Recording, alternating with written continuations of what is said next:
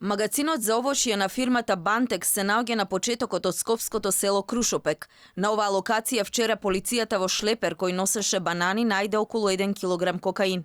Бананите заедно со кокаинот патувале од Колумбија преку Италија, Црна Гора и Албанија, стигнале до Македонија. Крајна дестинација бил магазинот за овошје на фирмата од Крушопек. Сомнежот на полицијата е дека нарачателот на кокаинот била токму фирмата Бантекс од скопското село. Овде синоќа се уапсени 4 лица: сопственикот на фирмата, неговиот син, еден вработен и возачот на камионот, црногорски државјанин.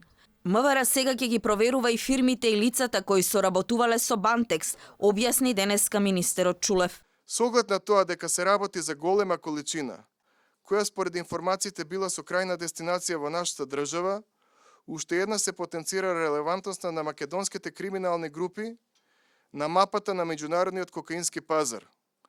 А од друга страна, инфериорност и отсуството на волја од преходните политички чинители во државата за преземање на одлучни и конкретни чекори во справување со ова зло на нашето општество.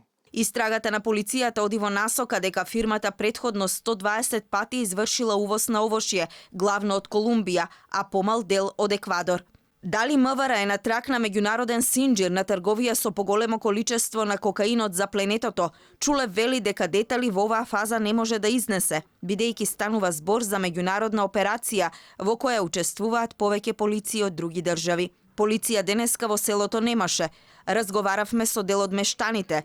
Со неверување ја слушнале информацијата за нивниот сосед, кој велат дека долги години го познаваат, но единствено како увозник на банани. Не сме слушали ни еден збор лошо. И жал ми е што се десил кај овај фамилија.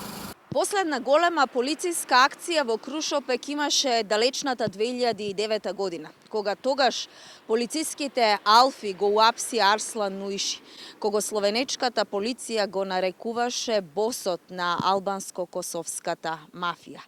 Се криеше со години токму во ова скопско село. Некој пак го поврзува и со атентатот на поранешниот председател Киро Глигоров. Полицијата приведените од синоќешната акција ги предаде на обвинителството. Од МВР информираат дека ќе ги известат сите земји од каде поминала дрогата, како би се добиле дополнителни информации за евентуална вмешаност на криминални групи во транспортот на кокаинот.